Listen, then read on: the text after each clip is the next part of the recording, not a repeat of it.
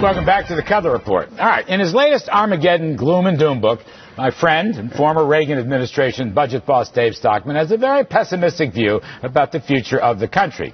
I hope he's wrong. Again, here now is the aforementioned David Stockman, former Republican congressman from Michigan, President Ronald Reagan's budget director, and the author most recently of The Great Deformation, The Corruption of Capitalism in America, which is climbing the bestseller list. Nice going. Look, I didn't read the whole book. I read a big chunk of the book, though. There's so much in there that I agree with. Overspending and regulating and crony capitalism and bad money and all the rest of it. But back in '86, when you wrote your first book, The Triumph of Politics, you were just as gloomy and just as doomy as you are today. And we had a 2-decade run, and you're still blasting Ronald Reagan, who I would argue was the launcher of that 2-decade run of prosperity, Dave. Why do you keep blaming Reagan, who gave you your start in big-time politics? I'm not saying I blame him. I'm saying that a lot of what you're saying, Larry, unfortunately, is an urban legend.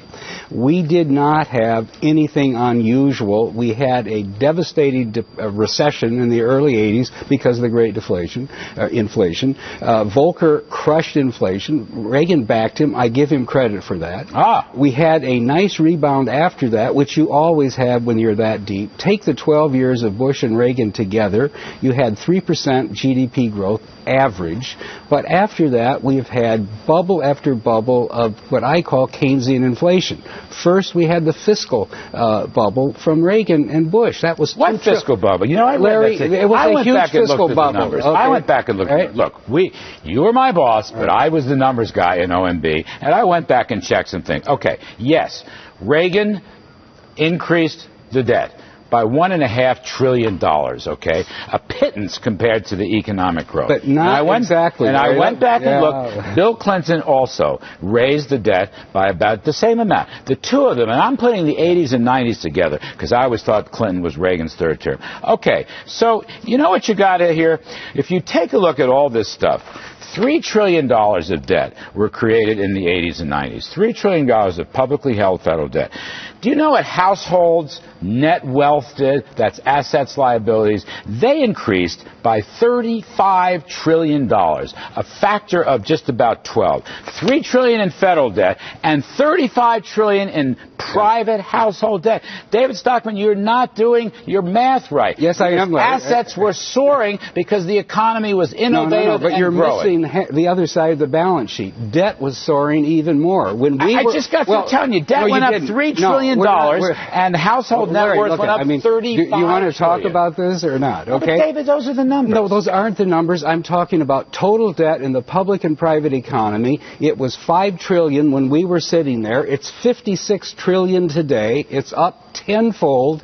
The GDP, which you told me about when you were my economist, was $3.5 trillion. It's up about fourfold. We had a massive leveraged buyout during that period because of easy money at the Fed and big deficits. But not the 80s and 90s. Wait, you're talking about the 2000s. No, I'm not talking, Larry. The 80s and 90s, the inflation rate collapsed. I'm not talking about the 2000s. I'm talking about Greenspan's first 13 years. He expanded the balance sheet of the Fed by 8% a year for 13 years, even worse than Arthur Burns. It created a massive bubble which collapsed, as you know, in 2002-01. They reflated it again. It collapsed again. You know, we've had no economic growth created to speak about of. 50 million, close to 50 million new jobs with a roaring stock market, and I don't think you give that much credit. And by the way, Greenspan kept the inflation rate down very low, following in the footsteps of Volcker. But I just want to make a comment.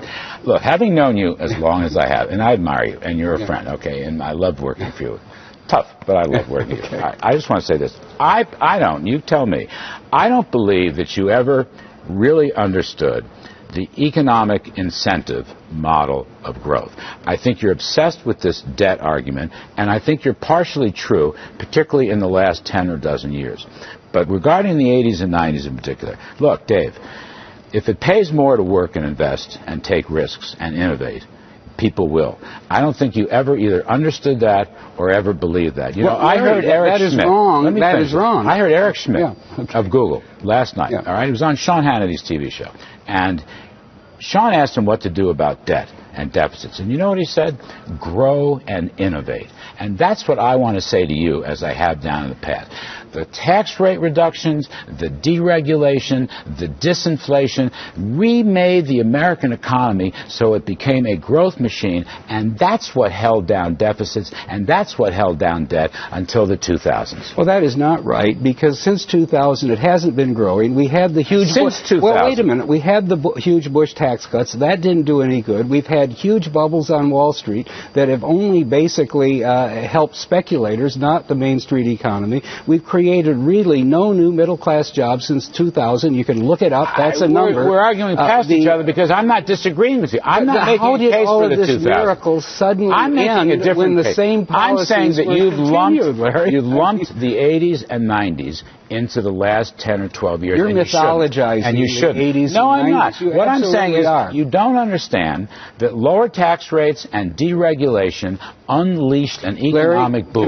Can I tell you created something? the innovation that made America the envy of the world in its free market economy. How did you get into the Reagan administration as the economist at OMB? I came to Wall Street in 1981 preaching the gospel of lower rates, fiscal rectitude, and getting inflation down. But you gave up on it, David. I didn't give up on it. I did not give up on it. You gave the interview to Bill Greider, and it sounded like you were turning the back on it, Dave. Why did you do that? That's not even true. I could look at reality and see that we cut taxes way too much. We didn't cut spending at all. Defense got out of control. We had massive deficits, and part of the plan all along was fiscal rectitude, and you couldn't grow your way out of something. You were growing your way out of it. You were not growing your way. You were growing your way out of it. You had $2 trillion. That's the only way you're ever going to get the deficit down is by substantial economic growth. Hey, just like the debates we had back then, you had $2 trillion worth of deficits during the Bush-Reagan 12 years. The economy grew at 3%, and at the end, the deficit was still 4% of GDP. The deficit was less than 2% of GDP. It was 4%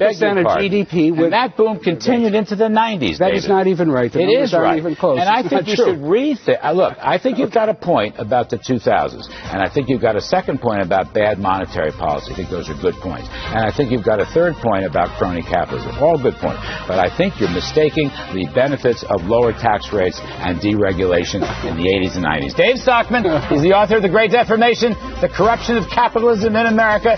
We got a little set too. That's all right. We can both take it.